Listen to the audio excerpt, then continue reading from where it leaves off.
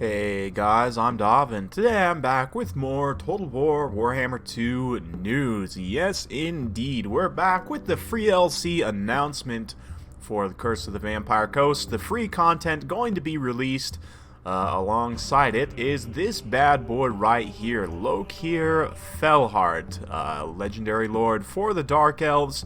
He is the Corsair legendary lord, fittingly with the Vampire Coast, sort of the nautical, naval legendary lord, if you will, for the Dark Elves. So very fitting to have him in this DLC. And let's go ahead and check out what else we're going to be getting in what they're calling the II patch, which is just facepalm levels of terrible, but we'll deal with the name for now. So launch the Curse of the Vampire Coast, of course. We're going to be getting some changes here. Significant changes for the traditional Vampire Counts factions in Mortal Empires. And, yeah, the chief of which is the new Bloodlines mechanic. Now, I know Creative Assembly did show off the new Bloodlines mechanic in their stream, I believe it was today. I haven't had the chance to watch it yet. I'm basically making this more or less as soon as I woke up. So, I will have a link down in the description below to that stream, so you guys can go check it out.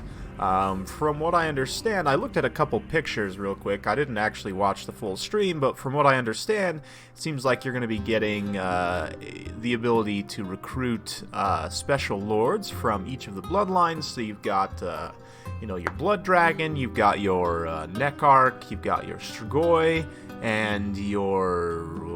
what's the other one? I forget. Lamian, I think? Yeah, I guess I could just read it right here. Anyway, we'll get to that in just a minute here. We've also got Heinrich Kemmler getting his own unique start position, and of course, Lokir Fellheart. And yeah, of course, we'll be getting a plethora of balance changes, bug fixes, tweaks, improvements. Full patch notes will be coming soon. I'd imagine probably not for another couple weeks, in fact.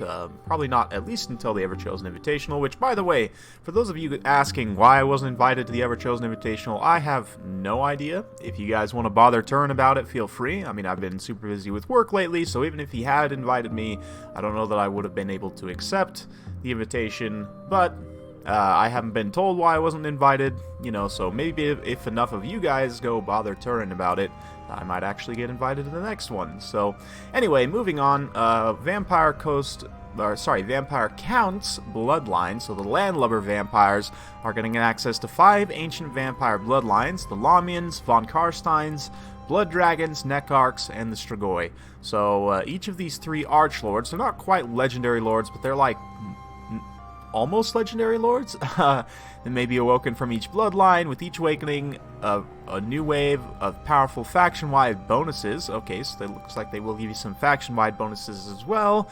Lords have unique skill trees designed around their bloodline's nature. Okay, lords are not easily awoken, however, thus increasingly exacting an increasingly heavy price in blood kisses. Okay, so I'm assuming blood kisses is going to be a secondary resource similar to that which the other factions have. So granted by vassalizing other factions, slaying faction leaders, wounding or assassinating characters through hero actions. Not too bad. All legendary lords, including Vampire Counts legendary lords, have also undergone balance changes and tweaks. I'm curious to see if the new Bloodline lords will make it into multiplayer.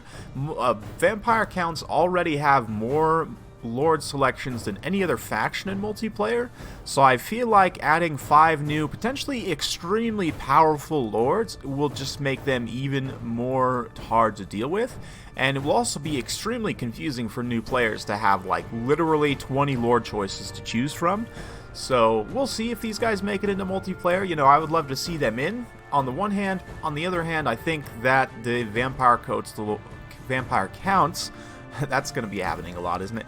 The good old landlubber vampires, they have way too many lords already, so I really feel like their lord selection's just going to get way more bloated if they try and put these guys into multiplayer, but we'll see.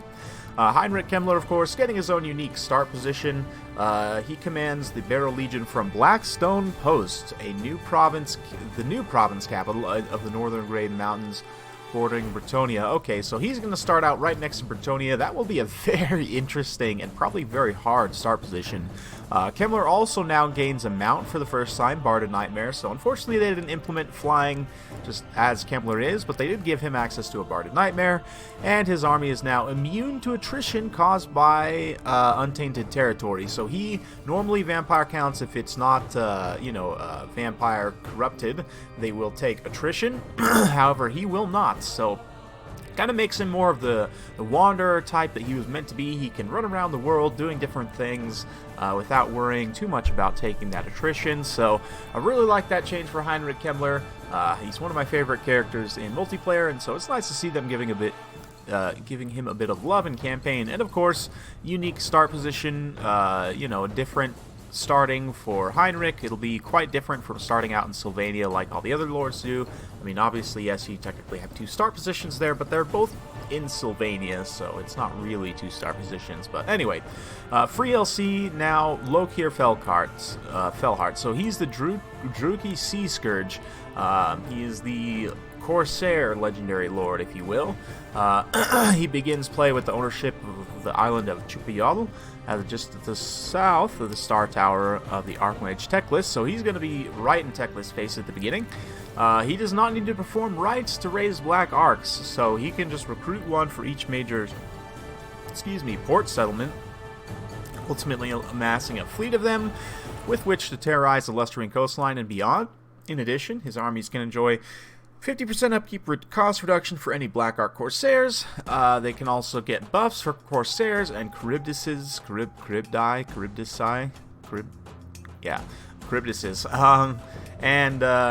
Yeah, he's not technically part of the patch. You are going to need to download him directly from the Steam page. Let's go ahead and have a look at that real quick to see if there's any other information here. Blistered Red, playable in Mortal Empires and Vortex. He's just going to be doing the regular Vortex storyline. Let's see here. Pretty much the same thing. Can perform a unique rite rather than the Black Ark rite, which just gives stock and fear and bonus AP damage to Corsairs, as well as bonus armor for Charybdis. Nothing really interesting there. It doesn't talk too much about the Lord himself and how he's going to play in multiplayer, but just we can assume from his kit here that he's going to be a melee-focused Lord, heavily armored, probably with an anti-infantry bonus. Usually Lords with dual swords will get an anti-infantry bonus, so we'll also have to see what mount options he gets. He may only get the option to come on foot. I mean, I don't know. I don't think there's like a Charybdis mount or anything like that. So we'll have to see, but certainly another powerful melee hero, and I'd be curious to see if he's more of a support type or more of a pure melee type, because, I mean, obviously Hellebron is already sort of a support type, although she's very powerful in melee, and then you've got your two caster lords, so I'm assuming this is going to be another melee-only lord. We'll have to see whether he's more of a pure duelist, whether he's more of a support type lord, or more of a tank type lord. Maybe he has super high melee defense like Vlad or something, you never know. So I'm very interested to see what role he's going to fill in terms of those Lord archetypes there. But that does mean we're going to have all 4 legendary Lords for the Dark Elves. So now we'll just be waiting on the poor Skaven and Lizardmen to finish out their rosters for the Game 2 factions. And it doesn't say anything particularly about it here, but I would imagine that perhaps some of the other naval-focused lords, such as Alberic de Bordelot, or even like the Norskins. All the Norskins, particularly Wulfric the Wanderer, might get some bonuses to the new, not naval battles, the island battles, I guess is what they're being called. I'm assuming that Alberic, Wulfric, some of the other more naval-focused lords currently in the game are going to be getting some improvements sort of to tie into this big naval-focused DLC. They didn't mention anything about it here, but I would honestly be very surprised if those naval-focused lords didn't get some kind of love or, update to make them in line with the new systems. Certainly.